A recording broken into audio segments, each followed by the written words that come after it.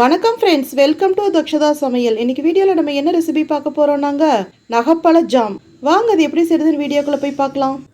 நகப்பழ jam செய்கிறதுக்கு இது 200 gram அளவு காட்டுற கப்புங்க. இந்த கப்பில் 1 கப் நல்ல பழுத்த நகப்பழம் எடுத்துருக்கேங்க. நல்லா வாஷ் பண்ணி இந்த மாதிரி தண்ணி வடிகிற ஒரு பாத்திரத்தில் போட்டு வச்சுருக்கேங்க. நல்லா தண்ணி வடிஞ்சிட்ருக்கு. அதில் நம்ம வாஷ் பண்ணி வடித்து வச்சுருக்கிற இந்த நகப்பழத்தை உள்ளே போட்டுக்கலாங்க. அடுப்பு மீடியம் ஃப்ளேமில் வச்சு 2 நிமிஷம் வதக்கிக்கலாங்க. பாருங்க, 2 நிமிஷம் நம்ம மீடியம் ஃப்ளேமில் வச்சு நல்லா வதக்கிட்டோம். இந்த மாதிரி வெடித்து விதை தனியாக பிரிஞ்சு வருது பாருங்கள். இப்போது நம்ம எந்த கப்பில் நகப்பழம் எடுத்தோமோ அதே கப்பில் சம அளவு தண்ணி உள்ளே விட்டுக்கலாங்க. இப்போ அடுப்பு ஹை ஃப்ளேமுக்கு மாற்றிக்கலாங்க. நல்லா பாயில் ஆச்சுன்னா தான் பழம் தனியாக விதை தனியாக வருங்க. நம்ம விதை எடுக்கிறதுக்கு ஈஸியாக இருக்கும்.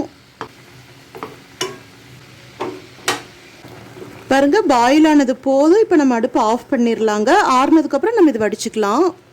பாருங்க, நல்லா ஆறிடுச்சு. இப்போ இந்த கடாயிலேருந்து நான் வேற ஒரு பவுலுக்கு மாற்றிருக்கேங்க. இப்போ இதை நல்லா வடிச்சுக்கலாங்க. விதையெல்லாம் வெளியில் நின்ற மாதிரி, விதையெல்லாம் நிற்கிற மாதிரி நல்லா நம்ம வடிச்சுக்கலாங்க. இன்னொரு கப் தண்ணி கூட விட்டுக்கலாங்க.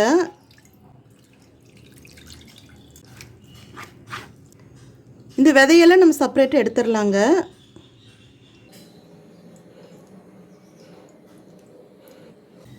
பாருங்கள், விதையெல்லாம் நம்ம செப்பரேட்டாக எடுத்துட்டோம். இப்போ இதில் விதையே எதுவும் இல்லைங்க. இது இப்படியே ஒரு மிக்ஸி ஜாருக்கு ட்ரான்ஸ்ஃபர் பண்ணிக்கலாங்க. சக்கையாக இருக்கிறது அப்போ தான் பேஸ்ட் மாதிரி அரைப்படுங்க, அதுக்காகத்தான். பாருங்கள், எல்லாத்தையும் ஒரு மிக்ஸி ஜாருக்கு மாற்றிட்டோம்.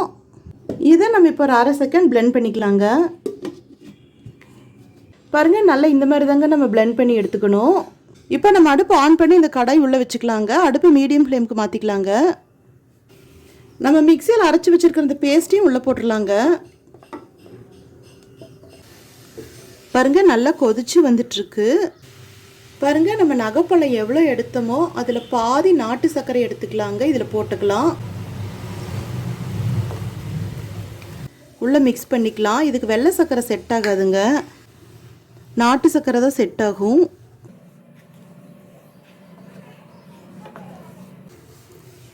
நாட்டு சர்க்கரை போட்டதுனால அந்த நகப்பழத்தோட கலர் மாதிரி நாட்டு சர்க்கரை கலர் வந்திருக்கு பாருங்கள். இதே நம்ம வெள்ளை சர்க்கரை போடுறதுனால போட்டுக்கலாங்க, அது நம்ம சாய்ஸ் தான். வெள்ளை சர்க்கரை போட்டோம்னா நகப்பழத்தோட கலர் அப்படியே கிடைக்குங்க. நம்ம இதில் நாட்டு சர்க்கரை சேர்த்ததுனால கொஞ்சம் கலர் மாறி இருக்கு.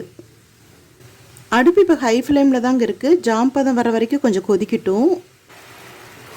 பாருங்கள், ஜாம் கொஞ்சம் கொஞ்சமாக கெட்டி பதம் வந்துட்டுருக்குங்க. இப்போ அடுப்பை நம்ம சிம்முக்கு மாற்றிக்கலாம்.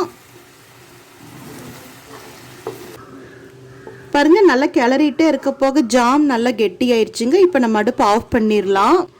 ஆறுனதுக்கப்புறம் ஒரு கண்டெய்னரில் மாற்றிக்கலாங்க. இது ஃப்ரிட்ஜில் ஸ்டோர் பண்ணணும்னு கூட அவசியம் இல்லைங்க. நம்ம வெளியிலே வச்சு 15 நாள் வரைக்கும் நம்ம யூஸ் பண்ணிக்கலாம்.